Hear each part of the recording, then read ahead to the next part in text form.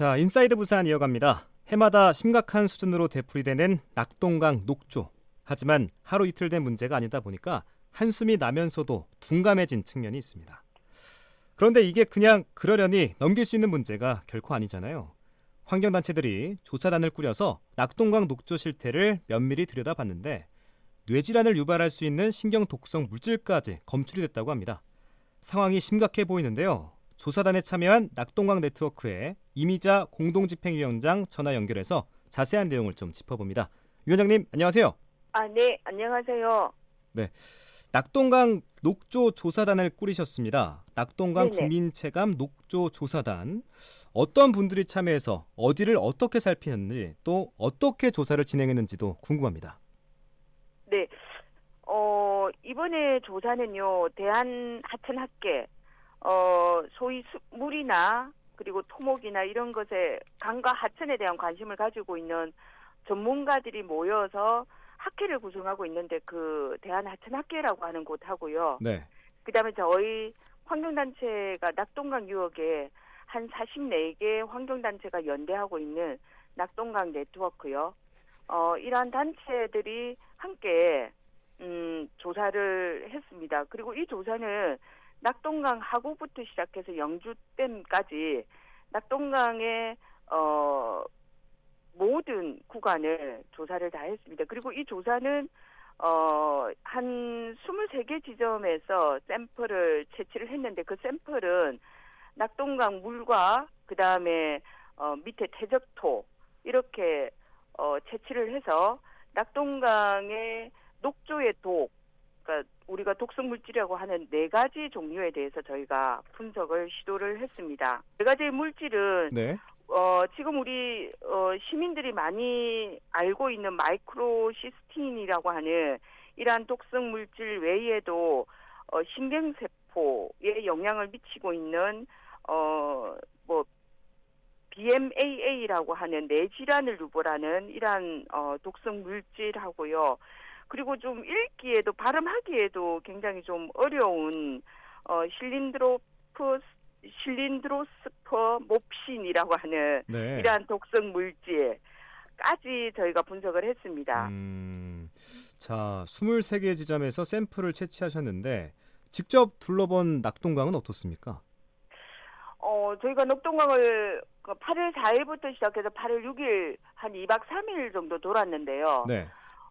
굉장히 녹조가 끌쭉하게 그리고 굉장히 두텁게 형성이 돼 있었고요. 네. 그리고 굉장히 가까이 갔을 때 굉장히 악취가 심했습니다.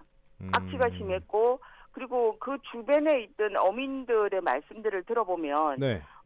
피부가 가렵고 그리고 그 독성 악취 때문에 두통까지도 일상적으로 겪고 있다라는 그런 말씀까지 전해 들으면서 녹조가 얼마나 심각한지 저희가 좀 알 수가 있었고요. 네. 그리고 이 녹조는 낙동강 하구부터 시작해서 대구 경북 지역까지 굉장히 좀 심각하게 나타났습니다. 특히 해평 그 치수장은 경북 지역 그러니까 구미 지역이기도 한데요. 이쪽 지역까지 굉장히 녹조가 심각했고 그 다음에 낙담보 상주보로 올라가면서는 수질이 굉장히 보로 인해서 물이 고이면서 낙동강의 강바닥까지 썩으면서 소위 얘기하면 저희가 지표 하천 수질의 4등급의 지표 생물이라고 할 수 있는 실지렁이나 네. 깔따구 유충 이런 것들도 심각하게 굉장히 좀 많이 발견이 되고 그렇게 했었습니다. 네. 그리고 낙동강의 퇴상류 4대강 사업을 하고 나면 낙동강의 수질 유지를 위해서 맑은 물을 내려보내겠다고 해서 정부가 만든 영주댐마저도 네. 녹색으로 변해 있는 그런 상황을 저희가 목격할 수 있었습니다. 굉장히 심각한 상황인데 또 가장 눈에 띄는 대목이 아까 말씀하신 것처럼 뇌질환을 유발하는 신경독소 물질 검출 소식이거든요. 이게 네네. 어떤 물질인지 또 어디서 얼마나 나온 건지도 좀 소개해 주시죠. 지금 BMAA라고 하는 이것은 소위 얘기하면 뇌의 질환을 일으키는 물질로 이렇게 알려져 있습니다. 특히 이제 우리 국민들이 굉장히 좀 심각하게 생각하는 소위 얘기하면 이제 뭐 치매를 유발하는 치매까지. 그런 치매를 유발하는 그런 물질이고, 네. 그러면서 루게릭 병이라고 하는 이 병을 또 유발하는 물질이기도 합니다. 근데 이 물질이 네. 사실 이제 전국적으로 유명한 부산의 다대포 해수욕장에서 발견이 됐습니다. 네. 이게 참 희한한데요. 다대포라 하면 우리가 바다로 생각할 수 있는데, 이 바다에서 낙동강에서 발생한 녹조가 네. 지난 8월 12일부터 사실 시민들에게 발견이 됐고, 이것이 언론에 알려졌는데요. 이때 저희가 급하게 한번 시료를 채취해서 분석을 맡겨봤거든요. 네. 그랬더니 마이크로시스템뿐만이 아니고 이 BMAA라고 하는 뇌질환, 그러니까 치매를 유발하는 이 독성 물질이 검출이 됐던 거죠. 지난 이제 기억하시겠지만은 8월 12일부터 정부는 네. 낙동강의 녹조가 굉장히 심각해지면서 낙동강의 수문 중에서 일부를 개방했습니다. 그러면서 상류에 있었던 그 녹조가 전부 다 하루로 떠내려왔고, 그리고 급기야 이제 다대포와 그리고 네. 그제도 해변까지 이 녹조가 떠밀려갔던 거죠. 그러면서 이쪽 지역에서 이 녹조와 연관 있는 이 BMAA라고 하는 이 독성 물질이 치매를 유발하는 이 물질이 여기에서 검출됐던 것 같습니다. 네. 그 BMAA라는 물질이 원래 자연 상태에 존재하는 물질인지 아니면 어디서 생성되고 어디서 유입이 된 건지 파악이 좀 됩니까? 일단은 1차적으로 경상남도와 부산광역시 쪽에서 네. 당시에 다대포에서 발견됐던 녹조가 낙동강 본류에서 떠내려온 것이다라고는 확인을 해주었습니다. 네. 그런데 그 당시 경상남도나 부산광역시는 실제 여기에서 녹조에 대한 독성 물질은 검출하지 않고 세포만, 마이크로시스틴이라고 하는 세포만 확인을 했습니다. 현미경으로. 그런데 이제 저희는 이러한 경상남도의 확인 이후에 빠르게 저희가 이걸 시료를 채취한 거죠. 그리고 이 BMAA 같은 경우에는 자연계에서 어느 곳에서나 검출은 있을 수 있다라고 합니다. 네. 하지만 녹조가 발생하는 지역에서 그 지역의 자연 환경의 특성과 결합해서 만들어지는 독성 물질이라고 이렇게 규정을 하고 있습니다. 그렇군요. 전문가들은 이렇게 규정을 하고 있고, 특히 미국 같은 플로리다 쪽에서 나온 그 2018년도인가 이 사례를 보면요. 네. 낙동강이 아니라 그쪽 플로리다 쪽에 강을 이제 녹조가 발생해서 이 강물을 흐르게 하니까 이 하구 쪽에서 이 BMAA라고 하는 이 물질이 네. 검출이 됐다라고 합니다.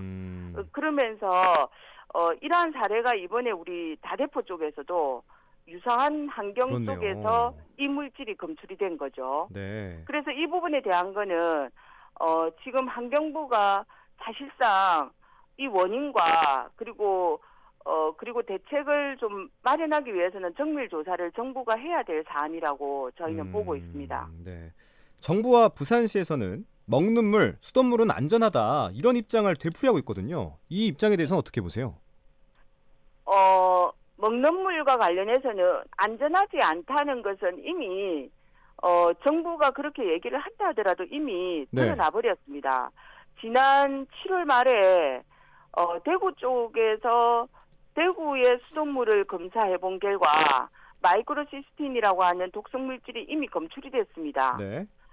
그렇다면 낙동강의 원수에서 독성 물질이 있는 한은 아무리 정수를 한다 하더라도 마이크로시스틴이라고 하는 독성 물질을 다 저감하는 것은 불가능하다는 것이 드러난 것이죠. 네. 그렇다라고 한다면 정부의 이런 수돗물은 안전하다라고 하는 논리도 사실과 다른 거짓이지만은 또 문제는 낙동강은 먹는 물뿐만이 아니고 농업용수, 그다음에 각종 낙동강 주변에서 낙동강 유역에 살고 있는 1,300만 명이 사실은 주변에서 친수 레저 활동을 즐기고 있습니다. 네. 그렇다고 본다면은 낙동강은 결코 수돗물 관리만 정부가 해서는 안 된다라는 것이고요. 특히 농업용수에서 낙동강 물로 쌀을, 그러니까 벼를 키운 논에서 이런 녹조가 대량으로 발생했고요. 네. 대량으로 발생하는 그런 피해가 발생했고, 특히 지난해에 농산물에서 벼에서 이 마이크로시스틴이라고 하는 독성 물질이 검출이 됐거든요. 벼에서 그러면, 이제 검출됐다는 거죠? 독성 물질이. 그렇죠. 그렇다면 지금 정부가 아이고.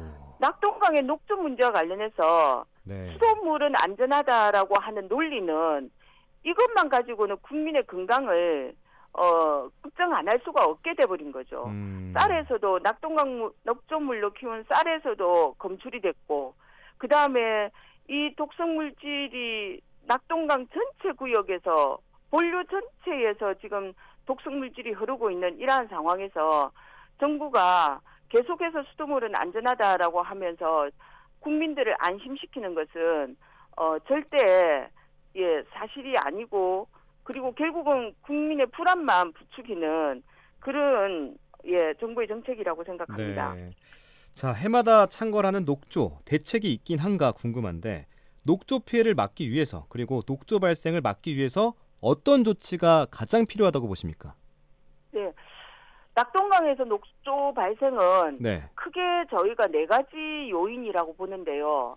먼저 녹조도 생명체이기 때문에 영양소가 필요하고, 그리고 햇빛이 필요하고, 그리고 또 수온이 필요합니다. 일정한 수온이 유지가 돼야 되고요. 네. 그 다음에 흐르는 물에서는 아무리 이러한 3가지 조건이 형성되어 있다 하더라도 물이 흐르는 곳에서는 녹조가 발생하지 않습니다. 그런데 낙동강은 이미 너무나 그 1,300리, 그러니까 태백 황지에서부터 흘러내려오는 이 낙동강은 사실상 많은 비점 오염원과 점오염원 이러한 것들이 들어오면서 이미 낙동강 안에서 이러한 오염 녹조가 발생할 수 있는 조건은 이미 형성이 되어 있습니다. 보로 네. 인해서. 그런데 보로 인해서 형성이 되어 있는 이 상황에서 지금 당장의 녹조 문제를 해결할 수 있는 방법은 저희 생각에는 네. 지금 수문 개방밖에 없다. 수문 개방. 수문 개방을 통해서 물을 흐르게 하는 요 방법밖에 없다라고 저희는 생각합니다. 네. 이것은 이미 환경부도 2017년부터 2021년까지 4대강에 대한 수문 개방 모니터링을 통해서 녹조가 수문을 개방하면 사라진다라는 것을 확인했고요. 네. 그러한 확인된 거기 때문에 환경부도 결국 이 방법밖에 없다는 거 알고 있습니다. 그래서 저희는 환경부가 더 이상 다른 생각하지 말고 수문을 개방해서 미리 수문을 개방해서 녹조가 아예 발생하지 않도록 하는 이러한 정책을 써야 된다고 생각합니다. 네. 냄새나고 미관상 좋지 않고 녹조 피해가 이 정도에 그친다면 차라리 다행이겠습니다. 그런데 네. 발암물질, 마이크로시스틴에 이어 신경 독소 물질까지 나오는 상황에서 불안하기 짝이 없습니다. 문제없다, 안전하다 이렇게 무마할 일이 아닌 것 같은데요. 이제는 정말 특단의 대책이 필요해 보입니다. 자, 오늘은 여기까지 듣도록 하죠. 지금까지 인사이드 부산 이미자 낙동강 네트워크 공동집행위원장이었습니다. 위원장님, 오늘 말씀 고맙습니다. 네, 감사합니다.